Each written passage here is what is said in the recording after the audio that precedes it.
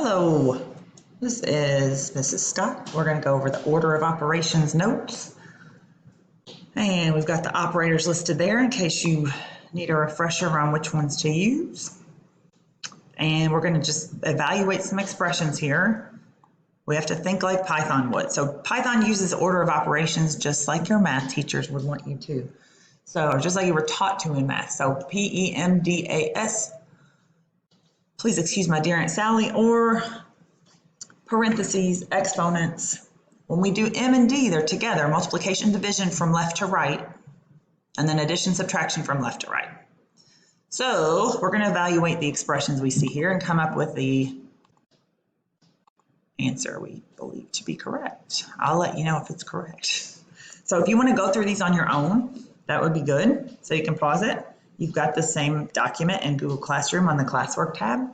So you can fill in the answers, and then I'm going to go over them here. So if you haven't done that yet, stop the video or pause the video, take a few minutes and fill those in, because it'll help you understand, like, okay, I already get this concept, I don't quite get this. All right, so I'm going to assume you've already done that, and we're going to look at 5 plus 7 times 4. We have to multiply first, so that's going to become, well, that's supposed to be red. 5 plus 28, which would be our 7 times 4. Oops, let me change this. Or I'm sorry, it's supposed to be green. Let's make it bold so you can see it better. Okay, so then on our next line, we would just add 5 and 28 to get 33. Okay, so hopefully you did that. You got to remember to do the multiplication first before the addition and subtraction. In this one, we have 7 minus 5 times 8. We don't have any. We do have parentheses, sorry. So we do what's in parentheses first, 7 minus 5, so we get 2 times 8. Oops. And so 2 times 8, of course, is 16. Okay, so parentheses first, and then no exponent, so we move on to multiplication division, so we got 16. So here we got a lot going on. So first we're going to do what's in both sets of parentheses. So the whole thing's in parentheses, so we'll do this. So we've got 4 minus 3, which is 1. Our next set of parentheses has 5 minus 3, which is 2, divided by 2. And then our closing parenthesis. I'm going to put a space in here just so these are a little bit easier to see. Okay, on our next line, we just have multiplication and division left. So we do multiplication and division from left to right. So 1 times 2 is 2, and that's going to be divided by 2 eventually. So our next line, 2 divided by 2 is 1. So all that evaluates to 1. Let's make it green and bold like the rest of them. Okay, so we'll move down here to, this next line. So we have 10 minus 8 squared. So we have to do our exponent first. 8 squared is 64. So 10 minus 64 is going to be negative 54. Then we have what looks to be the same equation, but it's not because it's got parentheses. So we have to do what's in parentheses first. So 10 minus 8, which is 2. And we're going to do 2 squared. So the answer to that one is 4. So you got to be careful about those parentheses. They matter. Okay, here we have more parentheses. We're going to do parentheses first, of course, because that's the P in PEMDAS. So we have 2 times 5 plus 3 to the power of 6 minus 3, which is 3. All right, so we have our 2 sets of parentheses taken care of. So now we have to do our exponents. So 2 times 5 plus 3, and 3 to the power of 3 is 27.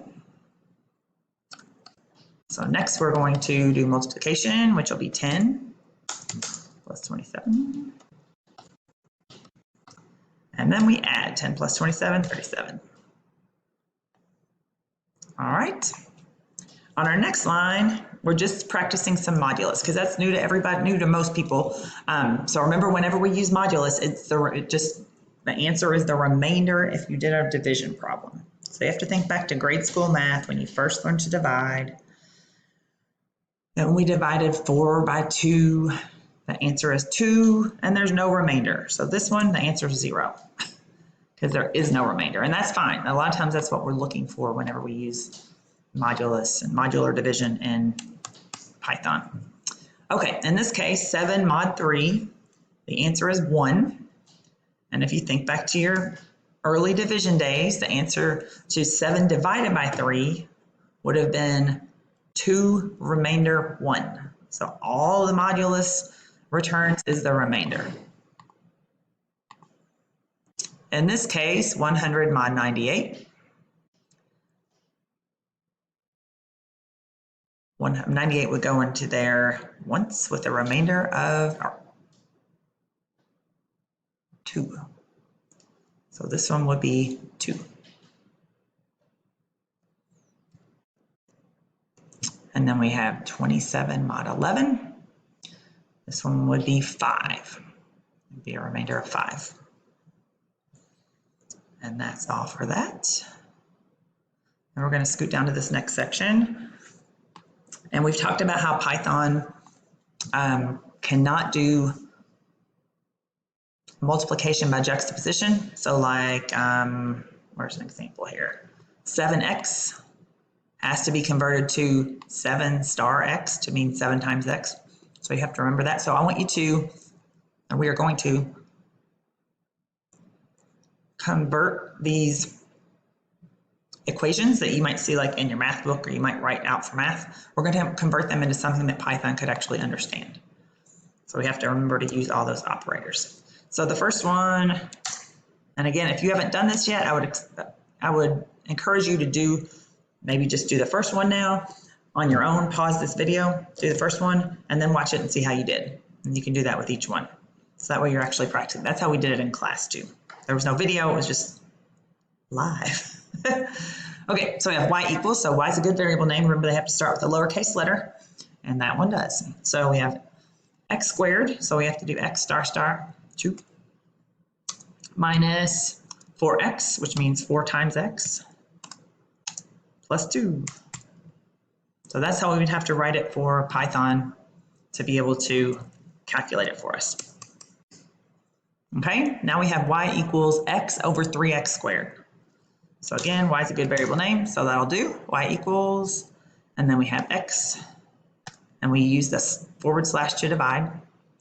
And then the 3x squared, we want 3x squared, we want that quantity to be the numerator there. So we have to put it in parentheses. So we're doing 3 times x to the power of 2.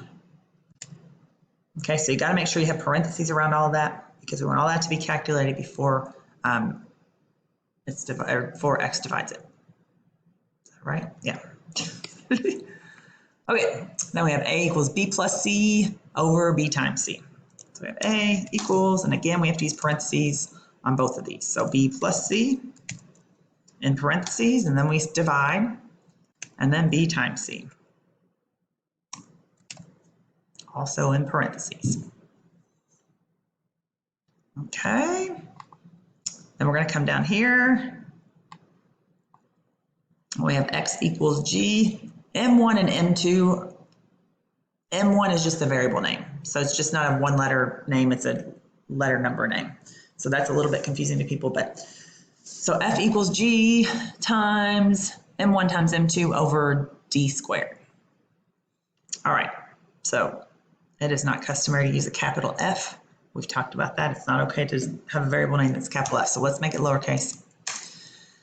And then we are going to use, I'm just going to use lowercase g also, times, and we want to make sure and multiply m1 and m2 before we divide it by d squared. So we're going to do m1 times m2 divided by d squared. So that's how we would have to write that in order for Python to understand it. You could put all of this in parentheses, but really it doesn't matter because whenever you're multiplying like g times m1 times m2, it's as if it were on top of that equation anyway. So it really either way is okay. All right, then we have x equals a divided by b times c. X equals A divided by B times C. It's got to be in parentheses. And that's that for those order of operations notes.